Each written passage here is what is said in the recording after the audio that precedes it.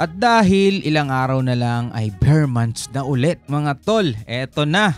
Panonoorin natin naman ngayon yung tungkol sa isang holiday o Holy Week ba tawag dito? O isang tradisyon na isinasagawa ng mga tao sa buong mundo. Ang tungkol sa Halloween. Ano nga ba tong Halloween mga tol? Saan ba to nagmula? No, kayo ba alam nyo? Ako siguro ngayon ko palang malalaman mga tol, no? Alam mo ba ito? Ano ang tungkol sa Halloween? Tagalog kaalaman. Mula rito kay Random Pinas mga kapatid. So wag na natin patagalin pa. Panoorin na natin to mga tol.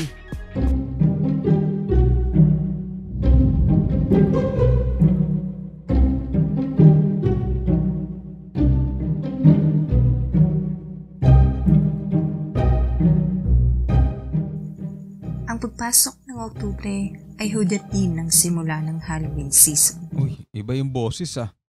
Sa iba't ibang bansa, ay iba-iba ang paraan ng pag-celebrate nito. Cindy. Sa ating kultura, itinuturing natin ang panahon na ito na siyang panahon para magbigay galang at ipagdasal ang mga namayapa nating mahal sa buhay. At habang tumatagal, nakikita sa atin na tila na-adapt na natin ang Western culture pagdating sa season na ito. Makikitang may mga nagtitrick or treat na din sa ating bansa, Halloween parties at iba pa.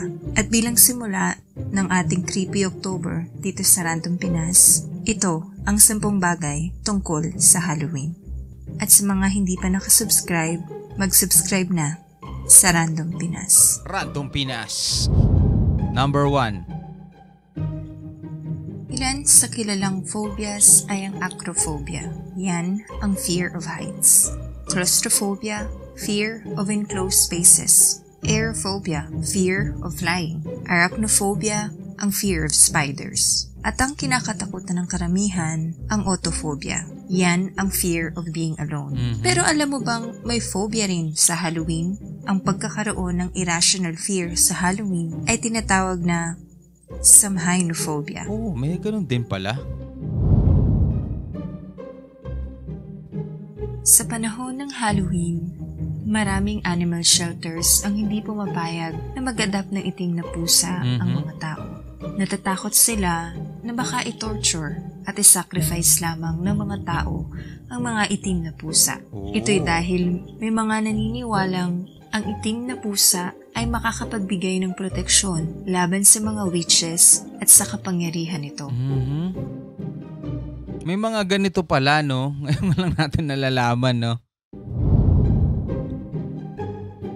Bago pa maging standard ang pumpkins, ang mga tao ay gumagamit din ng singkamas at gourd sa paggawa ng jack-o'-lanterns. Nanggaling sa isang English folklore tungkol sa isang taong nagngangalang Jack na niloko ang demonyo ng ilang beses. Dahil dito'y hindi siya pinayagang makapasok sa langit at impyerno. Hinatulan siyang gumala sa mundo na lantern lang ang daladala. Literal na ibig sabihin ng kanyang pangalan ay Jack of the Lantern. Folklore. Ito ang spelling ng Halloween. Ang Halloween ay pinaiksing All Hallows Eve. Pinaniniwalaang nanggaling sa Ireland over 2,000 years ago. Isa itong Celtic festival ng Samhain. Ang mga Celts ay naniniwalang sa gabi ng Halloween ay bumibisita ang mga espiritu ng mga nangamatay sa mundo. Nagsisindi sila ng bonfire para itaboy ang mga masamang espiritu at nagsusuot ng costume bilang disguise. Mga pagano. So etong mga to, ang na-adapt na rin hanggang magpahanggang ngayon, no? Tradisyon na yun, naipasa, no? So maraming mga kaganapan, marami ng pagbabago.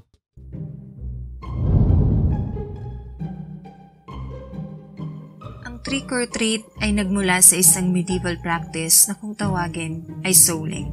Ang souling ay ang pagbahay-bahay ng mga mahihirap sa panahon ng Hallow Mass. Ang Hallow Mass ay lumang English term ng All Saints Day. Nagbabahay-bahay ang mga mahihirap para ipagdasal ang mga nangamatay kapalit ng pagkain. Pinaniniwalaang sa Ireland din nagmula ang trick or treat.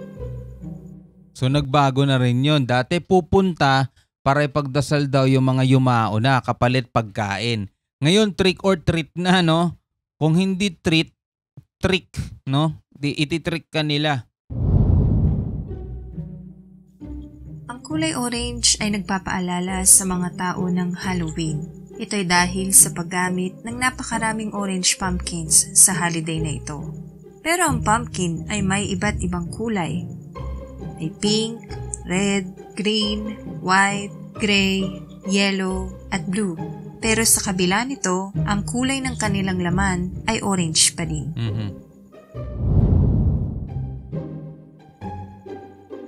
Kung wala ng pandemya at nagpaplano kayong mag-trick or treat, siguraduhin kayo ay mag-iingat. Ito'y dahil may mga ilang pangyayaring naitala na may mga taong nagtutusok ng razor, lason, at iba pang dangerous materials sa kending pinamimigay nila. Halimbawa noong 1974, isang batang lalaki ang namatay pagkatapos kainin ng isang kending nilagyan ng cyanide. Kawawa naman. Tuwing Halloween, ang mga haunted houses ay popular na atraksyon. At kahit alam nating lahat na nakakatakot ang mga ito, ay hindi naman tayo masasaktan dito. Pero kung ikaw ay nagtatrabaho sa isang haunted house, ay iba ang usapan. May mga reports kasi na nagsasabing ang mga pumapasok sa Halloween house ay nanununtok, naninipa, naniniko, at nangangagat sa loob ng haunted house. Kaya yung ibang haunted house, pinalitan na lang ng ng mga robotics, no? Kasi nga, yung ibang pumapasok dyan, masyadong magugulatin, tapos mapanakit, no? Yung tipong pag nagulat, nang hahampas, nanununtok, yun nga, kawawa rin naman kasi yung ibang nagtatrabaho, no? Ito'y dahil sa kahit alam nating hindi ito totoo, ay tinitignan ito ng utak natin bilang isang panganib. At dahil sa instinct, ay maaari kang magsimulang lumaban para protektahan ang iyong buhay.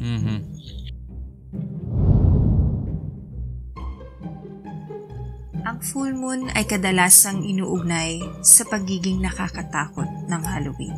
Pero sa totoo lang, ay bihirang magkaroon ng full moon kapag Halloween. Ang huling nagsabayang full moon at Halloween ay noong 2020. Bago nito, ay 5 beses lang ito nangyari mula noong 1925. Grabe. Inaasahang magsasabay muli ang Halloween at full moon sa 2039. Tagal pa. Pero every time na Halloween, di ba, sa mga illustration, sa mga drawing, may kita mo lagi full moon, tapos may mga asong umaalulong, o kaya may mga witch, no? Yun madalas nating nakikita, no? Pero 5 times pa lang pala nangyari mula noong 1925. Sa Amerika, nasa $2 billion sa ginagastos para sa costume tuwing Halloween. Particularly $2 billion worth ng costumes para sa tao. Grabe. At kumagastos muli ang tao ng $300 million para sa costume ng mga alaga nating hayop. Seriously? Talaga ba? $300 million na pwede nating gastusin sa ibang bagay. Kahit ano bang bagay. Pero ginastos natin ito sa costume ng ating pinakamamahal na mga aso at pusa. Huwag kalimutang mag-like. Yung mga ganong tradisyon naman kadalasan yan sa mga western country, no? Dito naman sa Pilipinas, kadalasan makikita lang natin dito sa mga village subdivision. Doon lang nagkakaroon ng mga ganyan, yung mga costume party, Halloween party nila. Tas yung mga bata nagtitrick or treat. Pero normal na makikita mo, di ba? Mga kababayan natin nasa sementeryo, di ba? Doon sila nagdidiwang, doon sila nagpa-family reunion, di ba? Sa sementeryo. Yung mga iba naman nagtitirik ng kandila sa kanilang mga bahay. Pag-alala daw yon sa kanilang mga yumaong mga mahal sa buhay. Well, iba't ibang bansa, iba't ibang kultura mga tol, iba't ibang mga paniniwala, 'di ba? Pero again, mga tol, no, ito ay hindi lahat no naniniwala at hindi lahat ay ipinagdiriwang itong bagay na to kasi kadalasan ito ay lang talaga tradisyon na minana no sa mga ninuno pero hindi naman talaga siya as in na totoo yung ibang kwento na yung mga kamag-anak ay na yumao na ay pumupunta sa araw ng ng ganito, Halloween ba yan? Yung araw ng mga patay, di ba? So, ano sa tingin ninyo mga tol? Anong masasabi ninyo dito sa video na panood natin? At least, meron tayo kahit papano, kahit maikli lang yung video, no? Meron tayo kahit papano mga naidagdag sa kaalaman natin, no? Hanggang sa muli, ako nga pala si Shobal D. Peace out.